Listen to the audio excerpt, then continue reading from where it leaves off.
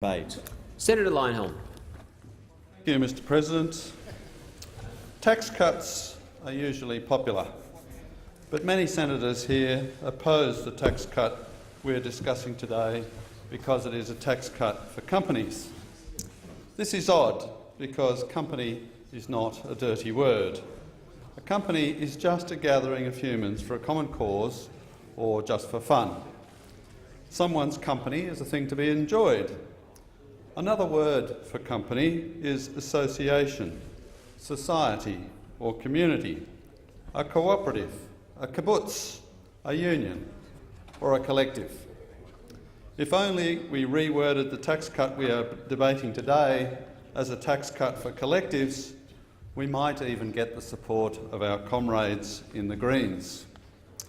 For the Greens, a collective is good, but a company is bad, even though they are both gatherings of people to achieve things that they couldn't do alone. If anything, a company is better than a collective, because a company is always thought of as a voluntary gathering of people, whereas a collective is sometimes used for a gathering achieved through duress and the use of force. A company consists of people. Any tax on a company is a tax on the people who own it. And the people who own Australian companies are overwhelmingly Australians. The great majority of Australians are part owners of companies, either directly or through their superannuation fund.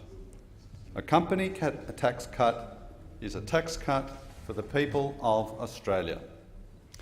Keeping a high company tax rate is not a smart way for low-income Australians to punish high-income Australians. We've got a progressive tax system that serves that dubious purpose. Given that we've already got a high top-income tax rate that punishes high-income Australians, keeping a high company tax rate just punishes low-income Australians. And keeping a high company tax rate does not punish foreigners.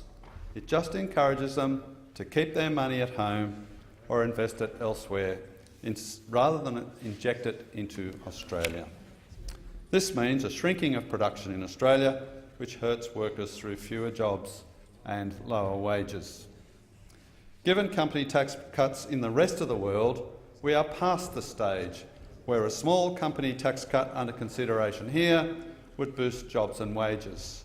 Now, this small cut is necessary for us to save our current jobs and to stop our wages from dropping. The Liberal Democrats will of course support the small cut currently under consideration, but we must go further, such as by moving to the 20% company tax rate that forms part of the Liberal Democrats' fully funded, fully costed policy platform, and the costings for which are all published on the website of the Parliamentary Budget Office. Only with a competitive tax rate can we go beyond the current fear for our jobs and instead look forward to a better future, a future with more jobs and higher wages, and a future with more money in the pockets of the millions of citizens, both rich and poor, who have a stake in the companies of Australia.